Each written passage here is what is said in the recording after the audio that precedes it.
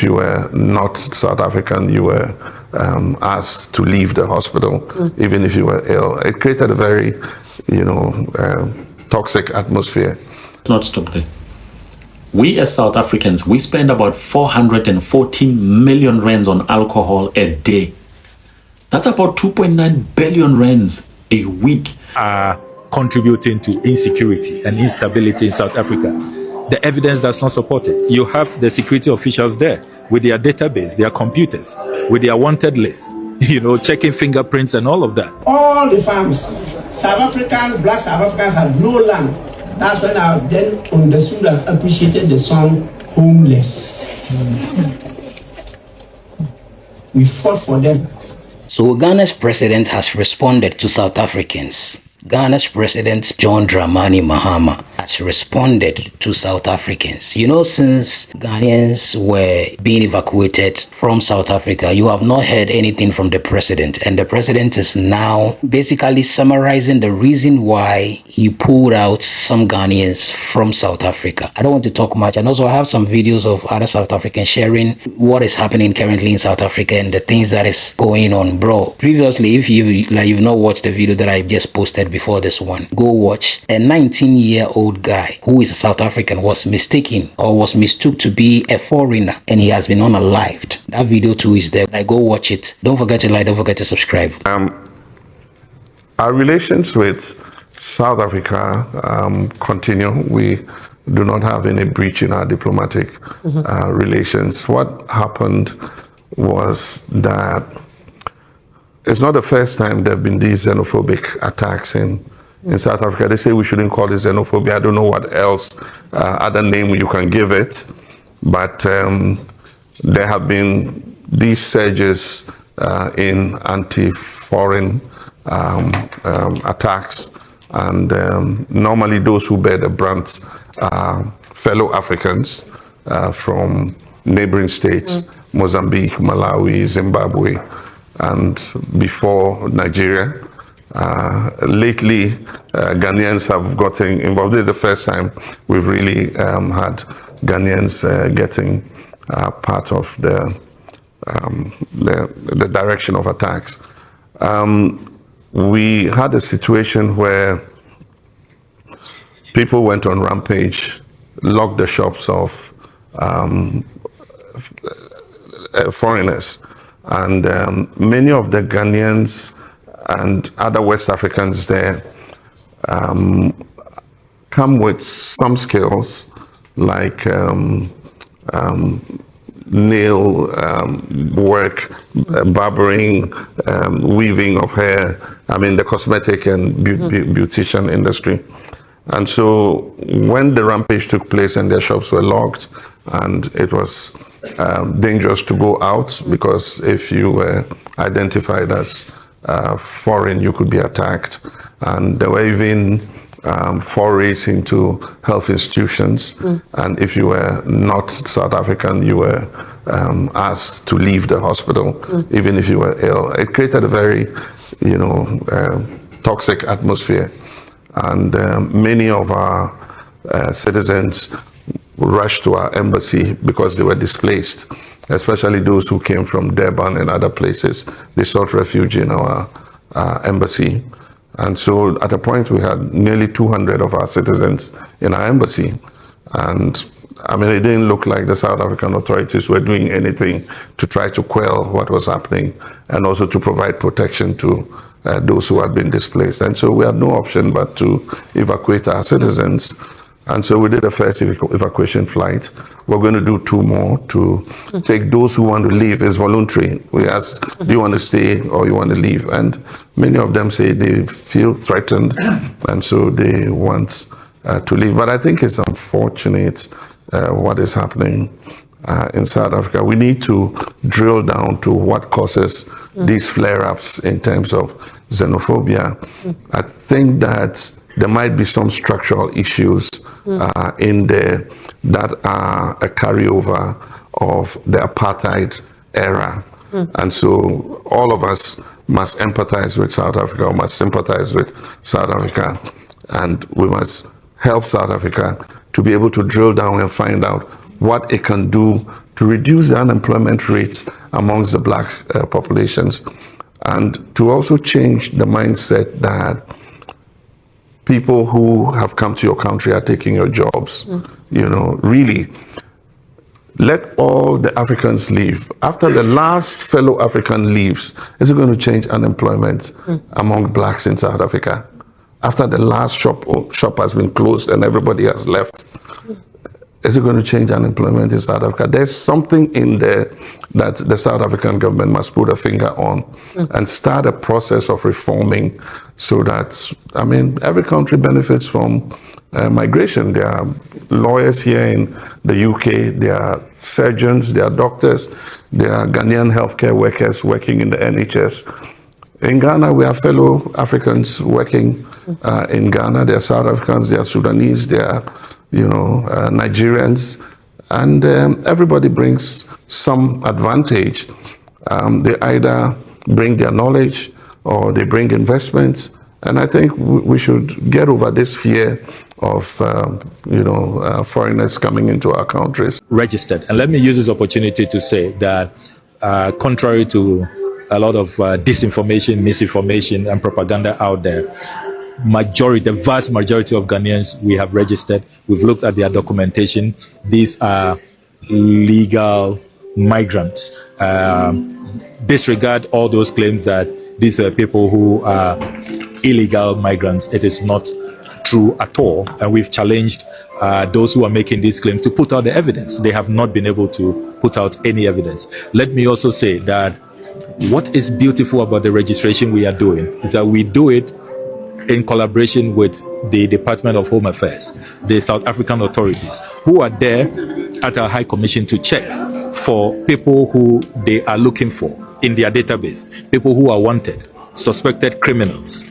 And so far, not a single Ghanaian is of interest to the South African authorities. So again, this claim by some propagandists, those who seek to tarnish the image of Ghana, that our citizens were lawbreakers, people who commit crime, and people who are contributing to insecurity and instability in South Africa.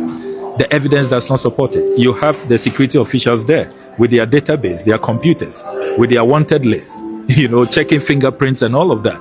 And so far, not a single Ghanaian. So clearly, Ghana is not responsible for any high crime rates or any, avalanche of illegality going on in South Africa. And let me say that I am deeply proud as foreign minister, and I know President Mahama is also very, very proud of our nationals. Ghanaians, everywhere they go, are law-abiding. They are people who don't break laws. They are people who don't commit crime. They are people who don't foment trouble. And so they have to go and look for really those who they think are the cause of insecurity or whatever instability, even though we must all admit that even if you have concerns about insecurity, instability, high crime, this is not how you go about it. You don't use hatred. You don't take the law into your own hands and pursue people, violate their human rights. And here we are at an African Foreign Ministers gathering, and you've heard us talk about the foundation of the African Union, which is about free movement, which is about African integration, which is about increasing Africa trade. You heard the Director General of the Africa Continental Free Trade Area, who, interestingly, is a South African, my very, very good friend, my comrade Wamkele, who I must commend, is not been happy at all about all of what is going on in his home country, because really it is undermining his work. We want to increase intra-Africa trade, which has been below 20% for many, many years, and amongst the lowest. It's really the lowest if you look at all continents of the world. We want to trade amongst ourselves. We want to transform our economies. And the only way we can do that is to make sure that we are welcoming of each other, we promote trade, we believe in our products, we form partnerships, and we encourage African entrepreneurship, African ingenuity, African businesses to thrive. So everything that the African Union, the OAU, African integration, what the founder of Sajifo, Dr. Kwame Nkrumah, spoke of, that Africa must unite. Unite now or we perish. this xenophobia going on, the sheer hatred for the fellow African, just because they have moved into your territory, undermines everything. It destroys everything. And it makes mockery of what the African Union stands for. And that is why Ghana strongly reaffirms our petition to the African Union. And we have been receiving a lot of support. A lot of foreign ministers who have spoken to me at this summit said that, look, Ghana, we are behind you. We support your petition. It is time for the African Union to discuss this matter, and we commend you for your leadership. So let us hope that lessons will be learned, and never again are we going to see an African take on another African violently with hatred. We should love one another. We should form partnerships. We should come together to achieve the dream of continental African unity. Therein lies our economic emancipation. Therein lies our salvation. Therein lies the opportunities which have eluded the African for many, many centuries. From Africa. South Africa. And so instead of them fighting the people who colonized and took over their land and made them slaves, and we all came together and contributed and went there and fought. I went there in 1993, 1994 as a member of parliament. I led a delegation. I was there for months, struggled for them to get the first election in 1994. We were in all the farms. South Africans, black South Africans had no land. That's when I then understood and appreciated the song Homeless. We fought for them. I couldn't sleep any night because they were trailing me because I was a black, the Africans. Luckily, I had a colleague who was driving the car who was from Russia. And I identified him as from KGB. You know their secret agencies from KGB. He denied, but he came and met me here in Ghana and proved that he was from that organization. He came as one of your colleagues, ambassador of Russia to Ghana. We struggled. I was there over 1 month. We calculated the results and they became independent. So many years we struggled for ANC. The youth are still not seeing much difference. So they start diverting their attention that it's your colleagues from the other countries in Africa that is the problem. Hey, you are come to take our jobs? No, go back home. Where is that thing?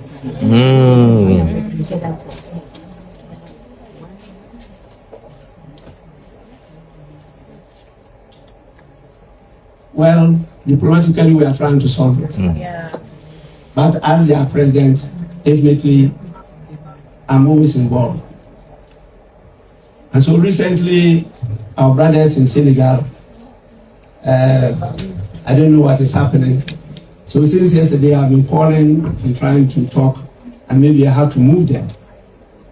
I was in Niger when there was the explosion to be part of the formation of that their transitional council. I'm always in touch with Burkina. And so on a daily basis, I'm not just presiding here. I have to make sure that why you people invested in me. Let me bring this because for me, I'm speaking from my own story. I always say this. This is for the third time, Mr. Herman, I've been speaking to you that I have a criminal record. Crime is not on the basis of your foreign nationals. Crime is a human problem across the globe. I've committed crime. South Africans are committing crime. They are killing people. So it is not okay to blame it on the nation, foreign nationals. And before you pass, I just want to say this. It is important for South Africans to truly take responsibility and accountability for their lives, because the problem is that the government has promised them, making promises that at the end of the day they are not delivering. They become dependent to this government. For instance, for myself, I write books, I go to schools, I go to speak to schools. They need to take ownership for their lives and stop blaming other people for their misfortune. If you look at the 370, I used to stay in Soweto, you will find them collecting the 370 from the government. They move from the post office queue, they go to the liquor seat queue. So there has to be a balance in the conversation where we talk about accountability and responsibility. If there's one thing I've consistently seen across all the videos being posted about South Africa and the tensions rising in that region, is that every single time you go through the comment section, you will still see a Black South African trying to side and agree with exactly what's going on.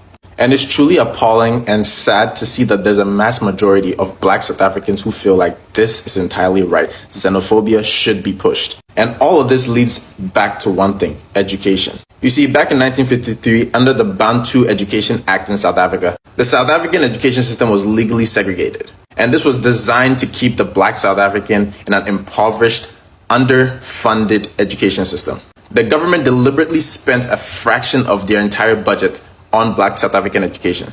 They essentially barred Black schools from teaching advanced mathematics and sciences. And these same Black schools suffered from severe teacher shortages. Fast forward to 2026, post-apartheid, and we're still seeing these large, excessive disparities between white counterparts and Blacks. Approximately 30% of all white South Africans have been able to attain a higher education degree, while a sliver of the mass majority in South Africa, only 5.2% of the Black South Africans have been able to attain a higher level education. This essentially tells us that many of the Black South Africans who are in accord with this xenophobic movement in South Africa essentially don't even have any critical level of thinking. Historically, they have been put at a disadvantage for several decades. Attempting to educate on how detrimental it is to push xenophobia is always going to prove futile because they're not going to understand. However, some South Africans are still going to come underneath this video in the comment section and let us know that they rank among some of the highest, most educated countries in Africa. However, this is dangerously misleading because there are two extreme system tiers.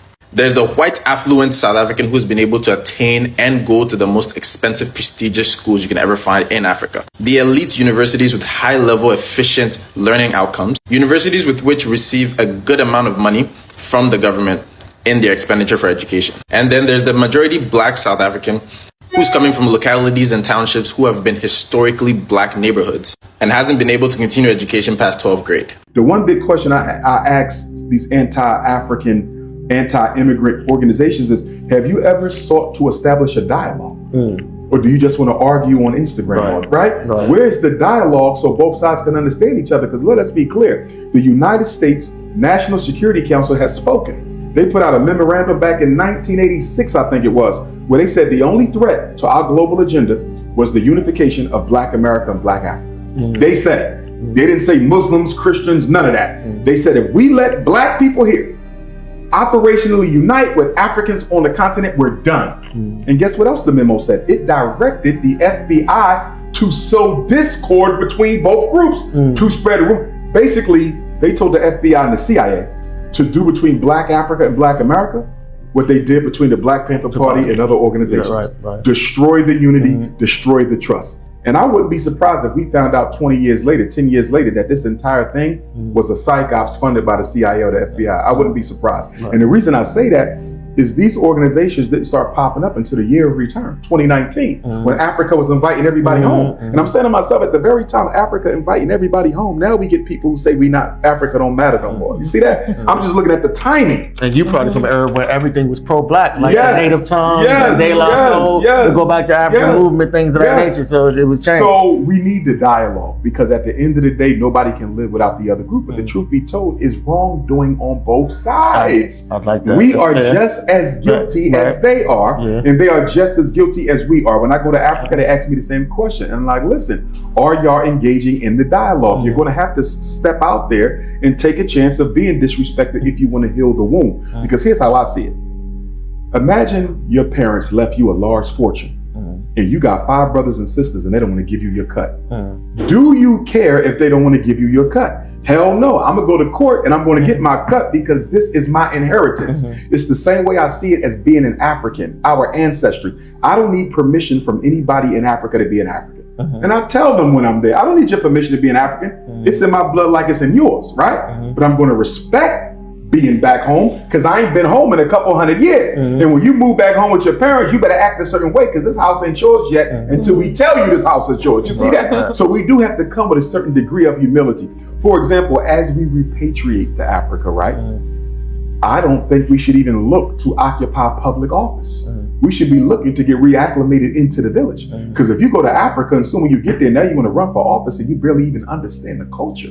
You're going to look like a plant. You see what I'm saying? So I think we need to be very clear on what we're going to do when we go home and what we're not going to do. Our children can run for office, but me and you, we coming back. We trying to get joined back into the family while we trying to lead them. You see what I'm saying? So I think there just needs to be humility on both sides. And as you can see, that energy has caught fire all over the diaspora, because now you got South Africa with their thing, Nigeria with their thing. Now you got different groups of Africans saying, well, if y'all don't want me, I don't want y'all. The Pan-Africanists, we have to be the peacemakers. We have to be the ones to say, listen, everybody have a seat and let's work this out, because the white man don't care if you speak Wolof or English. He don't care if you're Muslim or Christian. He don't care if you're from East Africa, West Africa, or the West Bronx, or the East part of DC. He wants all of us gone.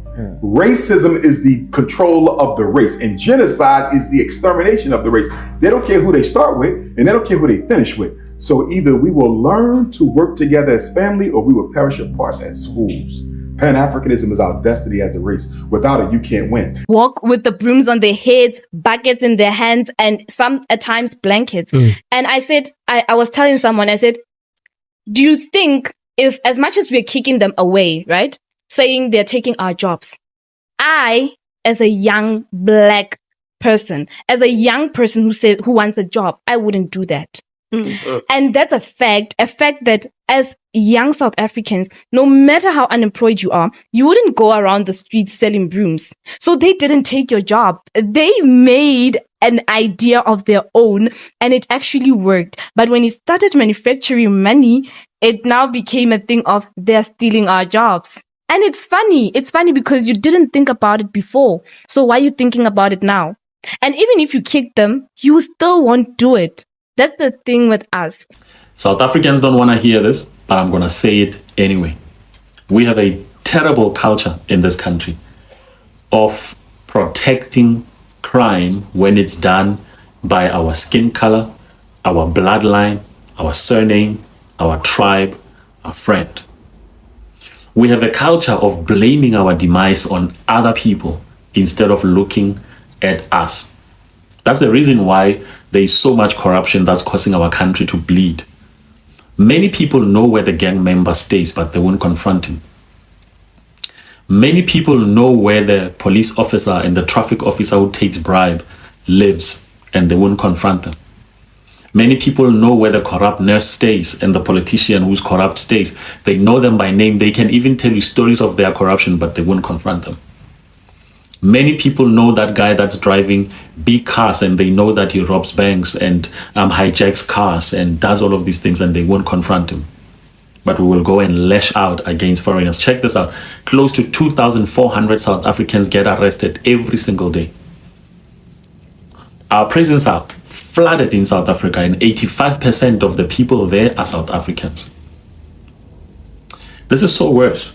About 127 women get raped every single day in South Africa. And what is said is that half of those happen in the home.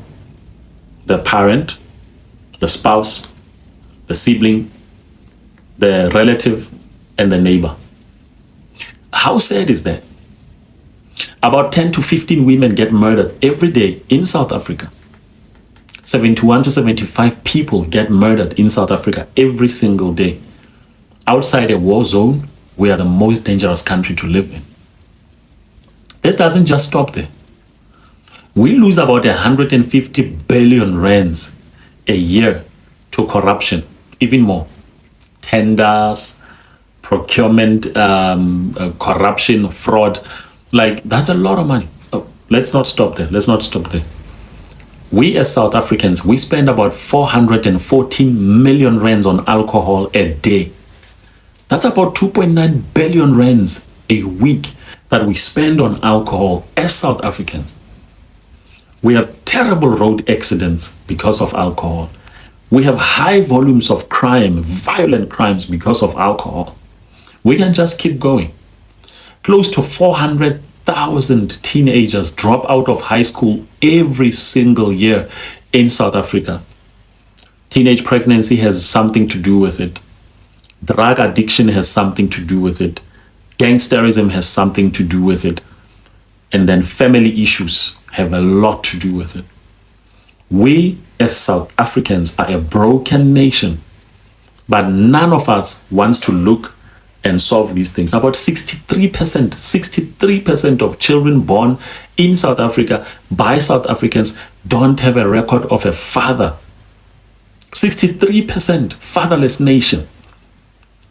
If you go to juvenile prisons across the whole South Africa, you find that most of the inmates there had an absent father or had a present useless father.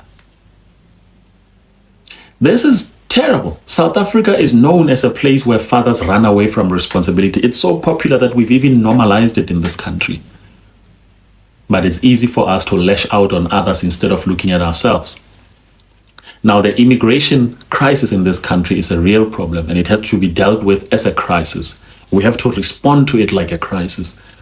But to now put a blanket approach on all foreigners, when there are many documented foreigners in this country, when there are many hardworking, honest foreigners in this country, and we just say, you don't belong here. And look at what's happening now. We are even victimizing Tsonga people and Venda people. And now they must go around with IDs, and these people are South African. We are a nation out of control. We are a nation hungry for anarchy. We are a nation that refuses to confront itself. That, my friends, is the real pandemic we are facing in this country. South Africa spent years building its reputation as Africa's #1 tourist destination.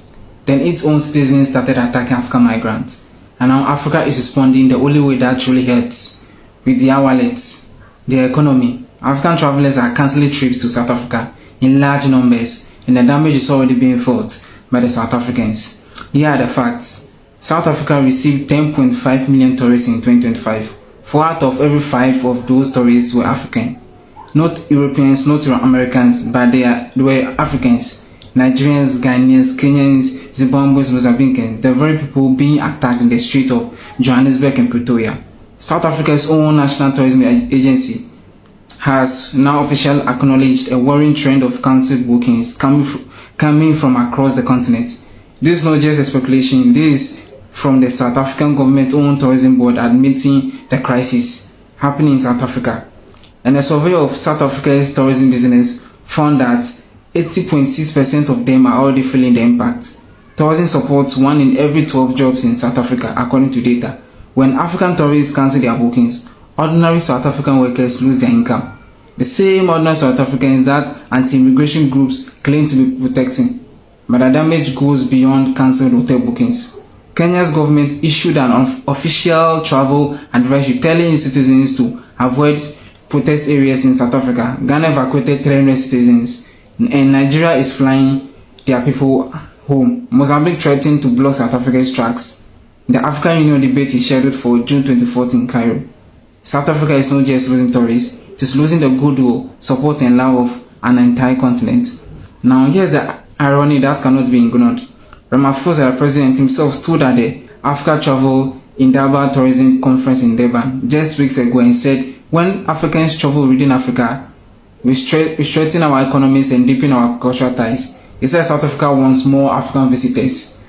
He said this while actively avoiding any mention of the xenophobic attacks happening in his country at the same time.